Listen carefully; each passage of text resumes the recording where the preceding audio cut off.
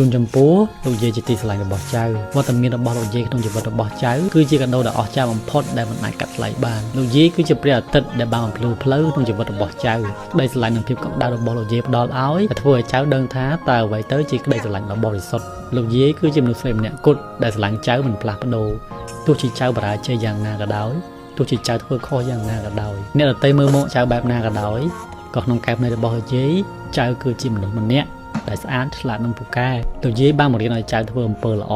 ចេះយកអាសាគ្នានិងស្រឡាញ់គ្នាទៅវិញទៅមកអរគុណលោកយាយសម្រាប់ក្តីស្រឡាញ់ដ៏កក់ក្ដៅស្នាមញញឹមរបស់លោកយាយគឺជាកម្លាំងចិត្តដែលធ្វើឲ្យចៅមានកម្លាំងដើរបន្តទៅមុខទៀតក្នុងចិត្តរបស់ចៅលោកយាយគឺជាវីរនារីដ៏អស្ចារ្យម្នាក់ហើយចៅស្រឡាញ់លោកយាយខ្លាំងលោកយាយស្ថិតក្នុងបេះដូងរបស់ចៅជារៀងរហូតសូមផ្ញើវីដេអូនេះជូនទៅលោកយាយរបស់អ្នកផងហើយមិនសិនឈ្មោះគាត់ក្នុងស្លោគូក្តាមដើម្បីថាតើអ្នកស្រឡាញ់លោកយាយរបស់អ្នកចំណា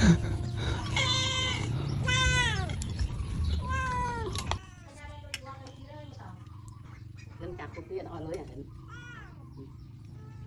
chặt tóc anh đòi lưới đâu mà